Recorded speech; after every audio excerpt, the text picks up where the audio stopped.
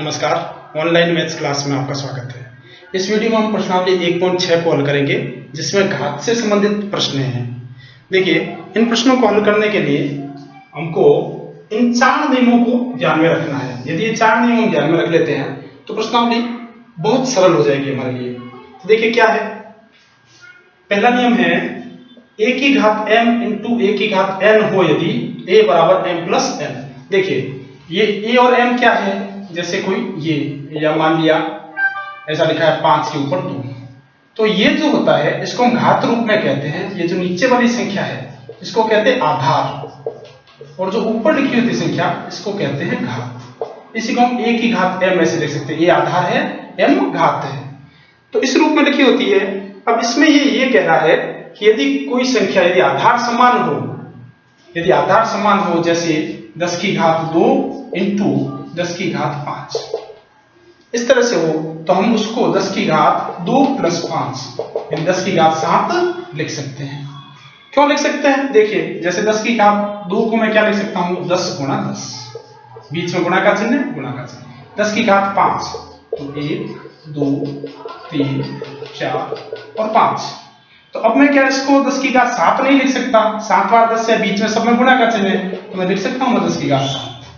तो क्या है, आधार यदि समान हो तो और गुणा में हो, यदि आधार यदि समान हो और राशियां गुणा में हो तो जो घात है वो जुड़ जाती है, उनको जोड़ करके लिख सकते हैं। दोनों की घात जुड़ करके और साथ में लिखी जा सकती है, ये हमको ध्यान रखना है। a की घात m इंटू a की घात n हो तो a बराबर m प्लस n। अब m 2 5 7 कुछ भी हो सकता है, n भी कुछ भी हो सकता है, जो भी होगा दोनों जुड़ जाएगी। तो ये हमको ध्यान रखना है, यदि गुणा के रूप में हो तो हम इस तरह से घातों को जोड़ देते हैं।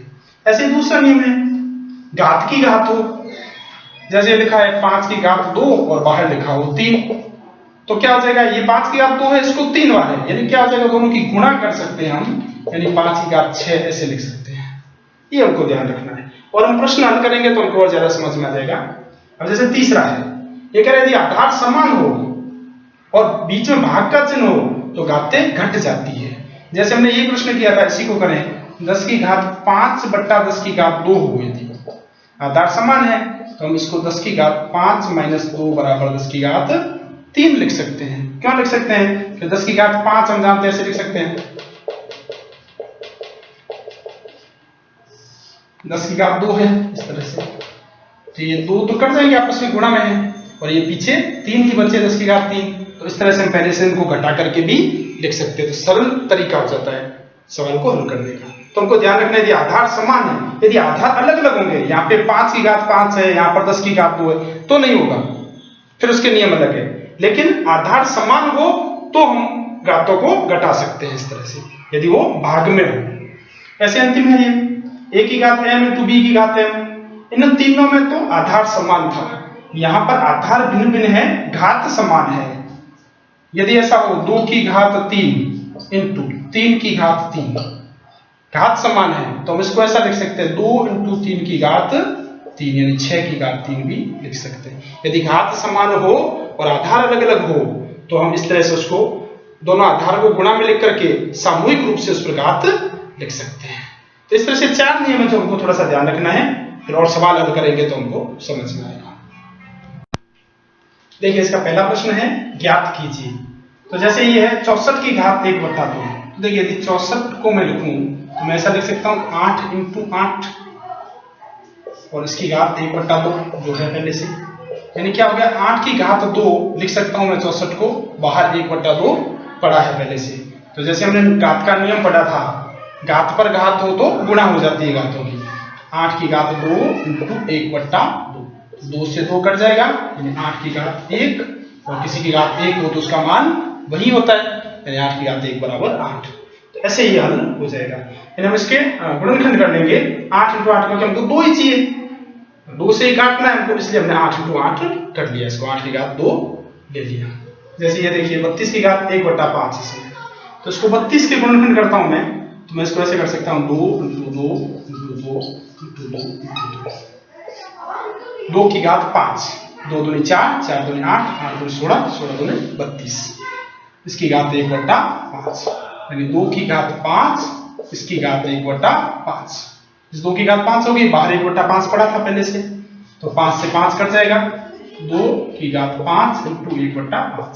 5 से 5 कट गया, 2 की घात 1 यानी 2। अब देखो यहाँ पर तो हमने 8 लिया, 2 नहीं लिया, और यहाँ पर हमने 2 लिया। क्यों? क्यों हमको जो घात है उसके अनुसार हल करने के लिए है। अब यहाँ पर मैं यदि 2 ले लेता तो फिर क्या होता, तो 2 की घात 6 आ जाती। 2 की घात 6 आती तो हमारा फिर भी सवाल हल होने में मुश्किल होती, क्योंकि यहाँ पर तो घात 2 है, तो हमको घात 2 चाहिए थी, तो हमने 8 की घात 2 ले ली। यहाँ पर हमको घात 5 चाहिए थी, और हम जानते हैं 2 के यदि ले तो 2 की घात 5 हो जाती है 32, तो हमने इसलिए यहाँ पर 2 की घात 5 ले ली। फिर सीधा सरल है, घात से घात कट जाएगी और मान आ जाएगा। ऐसे देखिए तीसरा है 125 की घात 1/3, तो उसको मैं 125 को 5 इंटू 5 इंटू 5 लिख सकता हूँ। घात 1/3 है, तो यानी कि 5 की घात 3 और इसकी घात 1/3 पड़ी है, यानी इसको हम लिख सकते हैं 5 की घात 3 इंटू 1/3।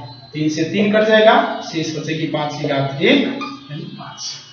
इस तरह से बहुत सरलता से प्रश्न हल हो जाएंगे, बहुत ज्यादा कुछ करना नहीं है इसमें, सिर्फ घात को लिखना है, इस संख्या को घात के रूप में लिखना है, और फिर घात आपस में कट जाएगी, जो शेष बचेगी उसको लिख देंगे। देखिए नेक्स्ट प्रश्न है दूसरा, इसका पहला है 9 की घात 3/2। ये घात 3/2 लिखा हुआ है ऐसा है, तो क्या हो जाएगा, मैं 9 को लिख सकता हूं 3 की घात 2, और बाहर घात इसके 3/2 पड़ी है, तो क्या हो जाएगा 3 की घात 2 इंटू 3/2। 2 से 2 कट जाएगा, यानी बच जाएगी 3 की घात 3, और 3 की घात 3 यानी 3 इंटू 3 इंटू 3 हो गया 27, तो 27 उत्तर आ जाएगा इसका। ऐसे ही इसमें 32 की घात 2/5, तो 32 को हम लिख सकते हैं 2 की घात 5, 2 इंटू 2 इंटू 2, इस तरह से 2 को 5 बार लिखेंगे तो होगा 32, तो इसको लिख सकते हैं 2 की घात 5, और बाहर घात पड़ी है 2/5, तो हो जाएगा 2 की घात 5 इंटू 2/5। 5 से 5 कट जाएगा, शेष बचेगा 2 की घात 2 यानी 4। ऐसे इसमें 16 की घात 3/4, तो इसको हम लिख सकते हैं 2 की घात 4, 16 को 2 की घात 4, और बाहर घात है 3/4। कोष्टक खोलेंगे, 2 की घात 4 इंटू 3/4, 4 से 4 कट जाएगा, शेष बचेगा 2 की घात 3 बराबर 8 उत्तर आ जाएगा। ऐसे इसमें अब इसमें माइनस में घात है, तो ध्यान से देखिए क्या करेंगे, 125 को पहले बदलेंगे, तो 125 को हम 5 की घात 3 लिख सकते हैं, और बाहर घात है -1/3, यानी 5 की घात जब कोष्टक खोलेंगे तो 3 इंटू -1/3, 3 से 3 कट जाएगा, अब शेष क्या बचेगा 5 की घात -1। या तो उत्तर ये हो सकता है 5 की घात -1, या फिर इसको यदि प्लस में बदलना है तो हम इसको 1/5 लिख सकते हैं। जब कोई भी संख्या ऊपर से नीचे जाएगी तो उसका चिन्ह चेंज हो जाएगा, नीचे से ऊपर आएगी तो चिन्ह चेंज हो जाएगा। जैसे यदि ये लिखा हो 1/5 की घात -1, इसको ऊपर लाएंगे तो 5 की घात 1 हो जाएगी, यानी जब ऊपर से नीचे ले जाएंगे या नीचे से ऊपर लाएंगे तो उसका चिन्ह चेंज हो जाएगा। तो यहाँ पर हमको यदि प्लस में लाना है तो 1/5 लिख देंगे, यदि माइनस बची है तो 5 की घात -1 हो जाएगी। इस तरह से ये हल हो जाएगा। नेक्स्ट प्रश्न है देखिए, अब इसको हल करना है, तो जैसे इसका पहला है 2 की घात 2/3 इंटू 2 की घात 1/5। देखिए यदि हमको नियम याद है चारों, तो हम आराम से इन प्रश्नों को हल कर सकते हैं। तो आधार समान है, हम जानते हैं आधार समान हो तो घातें जुड़ जाती है, यानी 2 की घात 2/3 प्लस 1/5। 2/3 और 1/5 कितना होता है तो यहाँ जोड़ सकते हैं, 3 और 5 का लसअप लेंगे 15, 15 में 3 का भाग दिया 5, 5 में 2 की गुणा की 10, प्लस वो इसमें करेंगे 3, ये हो गया 13/15। तो यहाँ पे आ जाएगा 2 की घात 13/15, ये हमारे पास आंसर आ जाएगा। आधार समान है तो घात दोनों जुड़ जाएगी।